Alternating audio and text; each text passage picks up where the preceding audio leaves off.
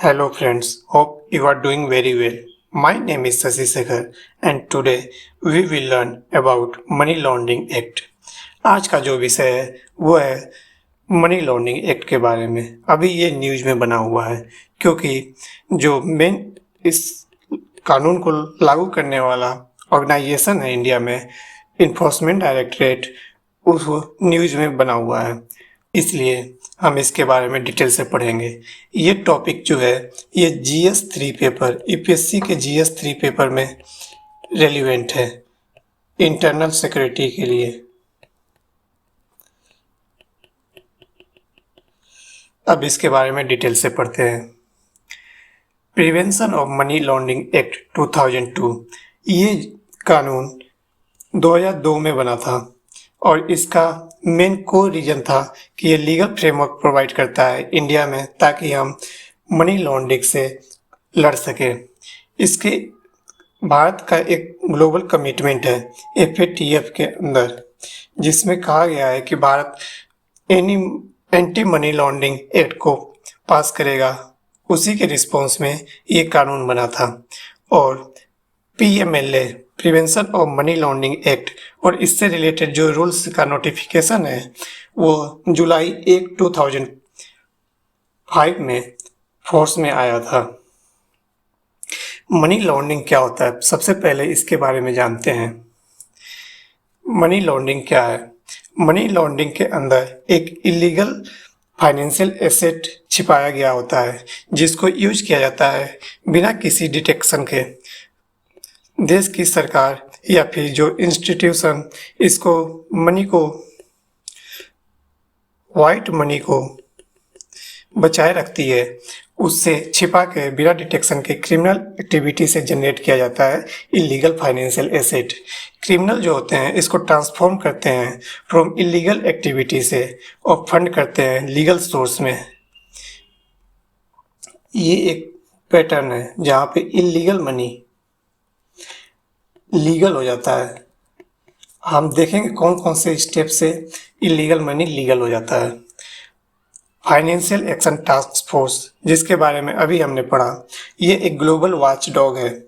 ये international standard को maintain करता है ताकि मनी लॉन्ड्रिंग को प्रिवेंट किया जा सके, टेररिस्ट फाइनेंस को भी रोका जा सके और जो प्रोलिफरेशन ऑफ फाइनेंसिंग है उसको तैयार किया जा सके। 2012 में FATF का रिकमेंडेशन था कि मेंबर कंट्री जो है, जो इंडिया भी मेंबर कंट्री है FATF का, वो इस तरीके के एक्टिविटी को क्रिमिनलाइज करेंगे। मनी लॉन्ड्रिंग का एक साइकिल होता है, ये 3 स्टेज से होके पास करता है। एक प्लेसमेंट, जो इलीगल मनी होता है, डर्टी मनी होता है, उसको फाइनेंशियल सिस्टम में सबसे पहले इंट्रोड्यूस करते हैं, फिर उसकी लेयरिंग की जाती है। बार बार उसे ऐसे ट्रांजैक्शन में दिखाया जाता है कि ताकि उसका सोर्स जो है उसको ना पकड़ा जा सके। इलीगल फंड को मूव किया जाता है उसके ओरिजिन से दूर छिपा के, फिर उसके बाद उसको इंटीग्रेट किया जाता है, इंटीग्रेशन। मनी जो है री इंटर करता है लेजिटिमेट इकोनॉमी में थ्रू क्लिनिकल इन्वेस्टमेंट के थ्रू। फिर उसके बाद देखते हैं कि इसका साइकिल कैसे मूव करता है। सबसे पहले कलेक्शन ऑफ डर्टी मनी, जो इलीगल मनी है उसका कलेक्शन किया जाता है। फिर उसके बाद इस डर्टी मनी को फाइनेंशियल सिस्टम में इंटीग्रेट किया जाता है, उसकी बार बार लेयरिंग की जाती है, जैसे कि X कंपनी के अकाउंट से किसी Y कंपनी में भेज दिया गया, फिर उसको फॉल्स इनवॉइस की तरह दिखाया गया कि X कंपनी ने ट्रांजेक्शन किया है Y कंपनी से। फिर उसको इंटीग्रेट किया जाता है, जैसे कि लग्जरी आइटम खरीद लिया गया या फाइनेंशियल इन्वेस्टमेंट में दिखा दिया गया या कॉमर्शियल इंडस्ट्रियल इन्वेस्टमेंट में दिखा दिया गया, या फिर इंडिया में जो दिखाया जाता है कि किसी के पास फार्मिंग लैंड है और उस फार्मिंग लैंड पे माना कि कोई फसल नहीं उगाया गया है, कोई खेती नहीं की गई है, लेकिन ये जो ब्लैक मनी है उसको वाइट दिखाने के लिए दिखाया जाता है कि यहाँ पे कल्टीवेशन किया गया था और वो कल्टीवेशन इल्ड दिया। अब वो इल्ड तो एक्चुअल में है नहीं, लेकिन उस इल्ड को दिखा के इस ब्लैक मनी को वाइट कर दिया गया। ये भी एक तरीके का मनी लॉन्ड्रिंग है। कॉमन फॉर्म्स जो है मनी लॉन्ड्रिंग का उसके बारे में देख लेते हैं। एक हवाला ट्रांजैक्शन होता है जो एक बहुत ही पॉपुलर तरीका है मनी लॉन्ड्रिंग के लिए। इसमें इनफॉर्मल सिस्टम का यूज किया जाता है ताकि वो ट्रांसफॉर्म कर सके मनी को दुनिया के दूसरे जगहों पे, और ये इंडिविजुअल और फैमिली के बीच में हो सकता है। इसके अंदर क्या होता है कि मान लीजिए एक पर्सन कंट्री में एक्स कंट्री में बैठा हुआ है और बी पर्सन वाई कंट्री में बैठा हुआ है। एक पर्सन को एक्स कंट्री में एल से पैसे की ज़रूरत है, तो क्या करेगा कि यहाँ पे एम है तो एम इसे पैसा देगा बी को, और बी बोलेगा ए को कि एल को पैसा दे दो। तो ये एक तरीके का मनी लॉन्ड्रिंग हो, ये एक तरीके का हवाला हो गया। और ये हवाला जो होता है या तो वाइट होगा या फिर ब्लैक होगा। जब वाइट होता है तो ये एक तरीके से ट्रांसपेरेंट रहता है, इसमें इलीगल एक्टिविटी की संभावनाएं कम होती है। लेकिन ब्लैक में जहाँ पे मनी का कोई ट्रांजैक्शन नहीं पता चलता है तो इसको कहते हैं एक तरीके से मनी लॉन्ड्रिंग है, और ये एक पैरेलल इकोनॉमी क्रिएट करता है। फिर उसके बाद दूसरा जो तरीका है बल्क कैश स्मगलिंग है। बल्क कैश स्मगलिंग में क्या होता है कि एक ट्रांसफ़र होता है लार्ज अमाउंट ऑफ मनी, जो एक तरीके से इलीगल एक्टिविटी को प्रोसीड करता है। फिर उसके बाद एक फिक्शनल लोन होते हैं। फिक्शनल लोन का मतलब कि कोई लोन तो दिया नहीं गया है लेकिन उसे कागज़ पे दिखाया गया है। जो लोन के डॉक्यूमेंट होते हैं उसको फैब्रिकेट कर दिए जाते हैं, जाली बनाए जाते हैं, और रियल पर्सन की इंफॉर्मेशन को यूज करके लोन पास किया जाता है। फिर उसके बाद कैश इंटेंसिव बिजनेसेस है, जैसे कि जो बिजनेस ढेर सारे इलीगल एक्टिविटी से कैश जनरेट करते हैं, वो भी एक तरीके से मनी लॉन्ड्रिंग को बढ़ावा दे सकता है। जैसे कि रियल इस्टेट में कहाँ से पैसा कब आ रहा है, इसके बारे में जानना बहुत ही टफ सिचुएशन है। इसीलिए अभी रिसेंटली कुछ सालों पहले रेरा एक्ट पास हुआ था। फिर उसके बाद राउंड ट्रिपिंग, हवाला के बाद जो दूसरा फेमस है वो राउंड ट्रिपिंग है। इसमें क्या होता है कि एक तरीके का बार्टर सिस्टम है जहाँ पे कंपनी अनयूज्ड जो एसेट होती है वो दूसरे कंपनी को सेल कर देती है और एग्री करती है कि वो बाद में उसे बाई बैक कर लेगी सिमिलर एसेट के द्वारा और एट सिमिलर प्राइस। ये राउंड ट्रिपिंग हो जाता है, और ये कंट्री के बीच में भी हो सकता है। और एक और तरीका है मनी लॉन्ड्रिंग का, वो है सेल कंपनीज और ट्रस्ट के बीच में। यहाँ पे लीगल एंटिटी जो होती है प्राइमरली पेपर रखती हैं और उनके पास कोई एक्टिविटी नहीं दिखाने को होता है बिजनेस ऑपरेशन का, लेकिन वो कंपनी प्रॉफिट बाद में जो ब्लैक मनी होता है उस ब्लैक मनी को इस सेल कंपनी में प्रॉफिट की तरह दिखा दिया जाता है। लेकिन ये कंपनी तो सिर्फ कागज़ पे है, ना ये प्रोडक्शन कर रही है ना ये एसेट जनरेट कर रही है, लेकिन इस ब्लैक मनी को इस सेल कंपनी के थ्रू वाइट कर दिया जाता है। आप मेरे चैनल को सब्सक्राइब कर सकते हैं इस लिंक का यूज करके। फिर उसके बाद देखते हैं कि क्या क्या ऑब्जेक्टिव है। अब अपने एक्ट के ऊपर आते हैं, पीएमएल एक्ट के ऊपर। इसके मेनली 3 ऑब्जेक्टिव है। एक तो प्रिवेंट करना मनी लॉन्ड्रिंग को, फिर उसके बाद कॉन्फिस्केट करना प्रॉपर्टी को जो मनी लॉन्ड्रिंग में यूज हुआ है, फिर उसके बाद डील करता है ये मनी लॉन्ड्रिंग के जो इशू है इंडिया में, और दूसरे जो अदर कनेक्टेड इशू हैं उसको भी ये डील करता है। इंस्टीट्यूशनल फ्रेमवर्क ईएमएलए के अंदर बनाया गया ताकि कोई एजेंसी इसका पता करते रहे कि लॉन्ड्रिंग कैसे हो रहा है। तो इसमें सबसे महत्वपूर्ण क्या है, ईडी है, इन्फोर्समेंट डायरेक्टरेट। ये इस्टेब्लिश हुआ था 1956 में, 1956 में, और इसका हेडक्वार्टर है न्यू दिल्ली में। ये प्रीलिम्स के लिए इम्पोर्टेंट हो सकता है। इसका क्या काम है, ये रिस्पॉन्सिबल है फॉरेन एक्सचेंज मैनेजमेंट एक्ट 1999 को इन्फोर्स करने के लिए और certain provision prevention of money laundering act के लिए। ये फेमा जो है इसका भी यूज किया जाता है। जो फॉरेन मनी इंडिया में आते हैं उसको उसके ट्रांजैक्शन को चेक करने के लिए।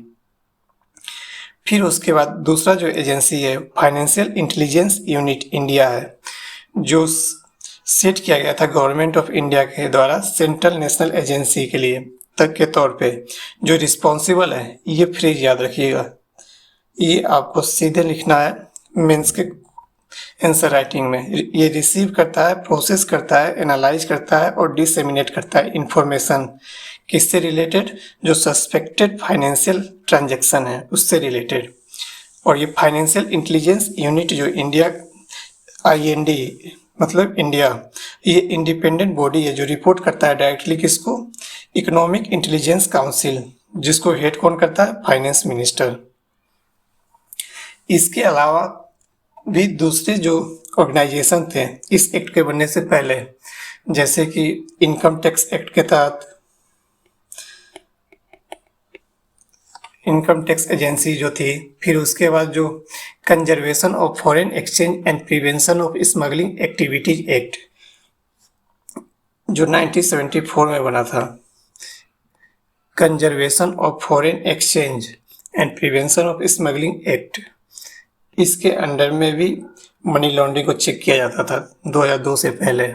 फिर उसके बाद narcotics drugs and psychotropic substance act NDPS, इसको फेमसली बोला जाता है NDPS एक्ट, इसके अंडर में भी मनी लॉन्ड्रिंग को चेक किया जाता था। लेकिन 2002 के बाद एक एक्ट जो है PMLA एक्ट, इसी के अंदर सारे प्रोविजन डाल दिए गए। अब देखते हैं कि क्या स्ट्रक्चर है ये PMLA एक्ट का। ये सेवरल चैप्टर्स में डिवाइड है, जो एड्रेस करता है different aspect of legal framework को जो रिलेटेड है एंटी मनी लॉन्ड्रिंग से। फर्स्ट चैप्टर किसी भी एक्ट का वो इंक्लूड करता है शॉर्ट टाइटल को, एक्सटेंट को या फिर कमेंसमेंट या डिफिनीशन को।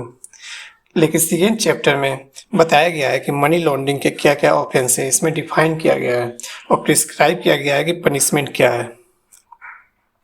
फिर चैप्टर 3 में जो है अटैचमेंट, एजुडिकेशन और कॉन्फिस्केशन दिखाया गया है कि कैसे इसके लिए क्या क्या प्रोसीजर अपनाए जाएंगे कि ताकि वो प्रॉपर्टी जो मनी लॉन्ड्रिंग में पकड़े गए हैं उसको कैसे अटैच किया जाए। फिर उसके बाद उसको जुरिस्डिक्शन के सामने जस्टिस कैसे मिलेगा। फिर फिर उसकी प्रॉपर्टी को जब्त करने का तरीका। और फिर ऑब्लिगेशन दिया गया है चैप्टर 4 में कि बैंकिंग कंपनीज, फाइनेंशियल इंस्टीट्यूशन और इंटरमीडिएट जो है तो वो कैसे मनी लॉन्ड्रिंग को प्रिवेंट कर सकते हैं या फिर असिस्टेंस प्रोवाइड कर सकते हैं इंस्टीट्यूशन को जो मनी लॉन्ड्रिंग का चेक करता है। चैप्टर 5 में जो समन, सर्च और सीजर के बारे में बताया गया है, जो अभी पॉलिटिकल रीजन की वजह से चर्चा में है कि कैसे समन भेजा जाता है, फिर उसके बाद सर्च किया जाता है और सीज किया जाता है। इसके लिए अथॉरिटी को पावर दिया गया है कि वो कंडक्ट कर सके सर्च, सीज एंड प्रॉपर्टी और इशू कर सके समन, ताकि वो इन्वेस्टिगेशन कर सके इस एक्ट के तहत।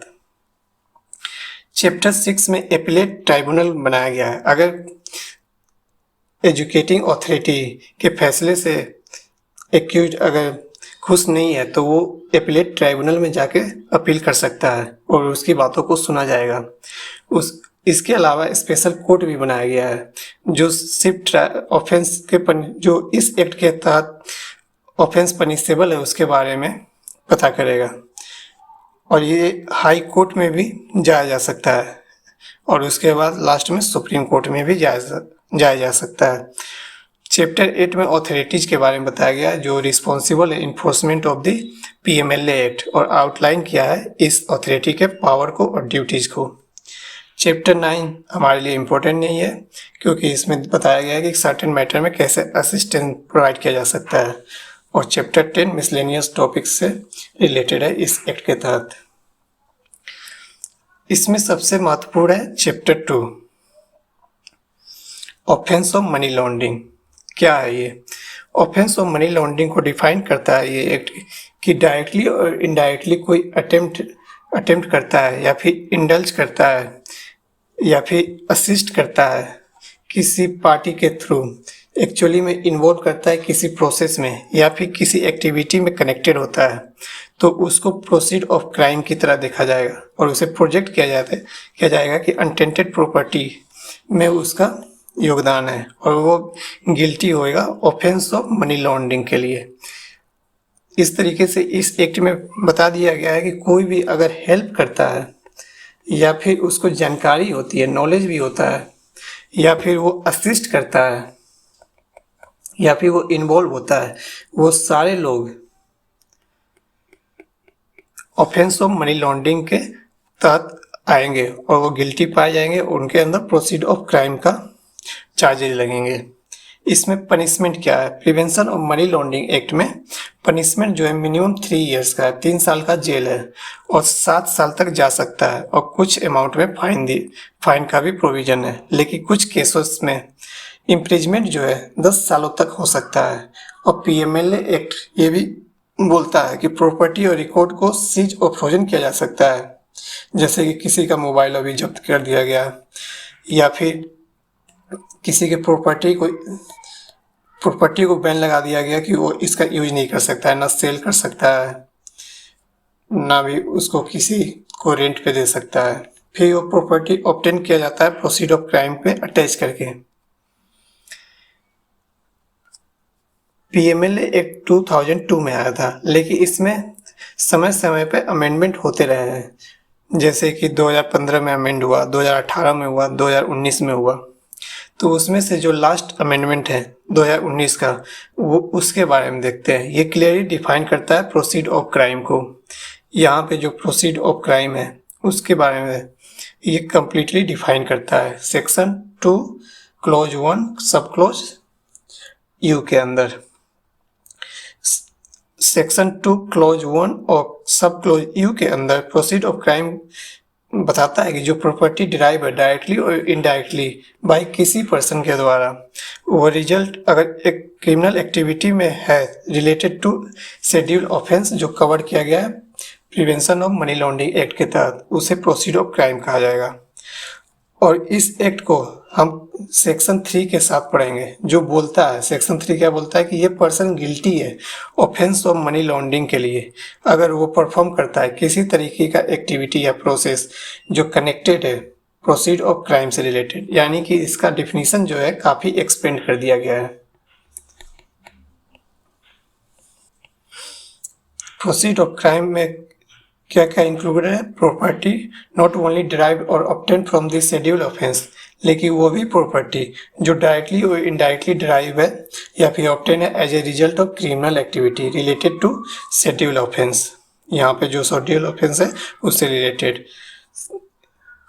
इसमें सारे तरीके का प्रॉपर्टी इंक्लूड कर दिया गया है। और बाद में एक और अमेंडमेंट आया था मार्च 2023 में, जिसमें डिपार्टमेंट और रेवेन्यू ने बजट के फाइनेंशियल एक्ट के थ्रू इंट्रोड्यूस किया था prevention of money laundering maintenance of record amendment rules 2023। ये रूल एक्सपेंड करता है स्कोप ऑफ रिपोर्टिंग एंटिटीज का for money laundering act provisions. ये इंक्लूड करता है ज़्यादा से ज़्यादा डिस्क्लोजर, जैसे कि एनजीओ है, एनजीओ के जो डिस्क्लोजर होते हैं कि वो कहाँ से पैसा आया, कितना आया, इसको एक्सपेंड करता है। और ये डिफाइन करता है पॉलिटिकली एक्सपोज्ड पर्सन को, जैसे कि हम कभी क्रेडिट कार्ड के लिए अप्लाई करते हैं या फिर किसी बैंक में अकाउंट खोलते हैं, तो उसमें अक्सर आजकल पूछा जाता है कि क्या आप पॉलिटिकली एक्सपोज्ड पर्सन हैं। इसको भी पीएमएलए एक्ट के तहत इंक्लूड कर दिया गया है। और किस लिए किया गया है? क्योंकि एफएटीएफ के रिकमेंडेशन था कि ऐसा इंक्लूड करना है और इंडिया एफएटीएफ का मेंबर है, इसलिए इस तरीके के प्रोविजन को इंक्लूड किया गया। और नया रूल ये भी इंक्लूड किया है कि क्रिप्टो करेंसी और वर्चुअल डिजिटल एसेट जो है उसको भी एंटी मनी लॉन्ड्रिंग एक्ट में शामिल किया जाएगा। और ये वर्चुअल डिजिटल एसेट डील करता है रिपोर्टिंग एंटिटीज को अंडर पीएमएलए, जैसे कि इंटरमीडिएट जो है क्रिप्टो इकोसिस्टम का, अगर कोई ऐप है वो क्रिप्टो इकोसिस्टम को चला रहा है जैसे कि एक्सचेंज या फिर वॉलेट के थ्रू, इस पीएमएलए मेजर या सिस्टम के अंदर आएगा। तो इस एक्ट से रिलेटेड क्या क्या कंसर्न राइज हो जाते हैं उसके बारे में देखते हैं। जो कंसर्न है इस एक्ट से रिलेटेड, उसमें पहला है प्रिजम्पशन ऑफ गिल्टी।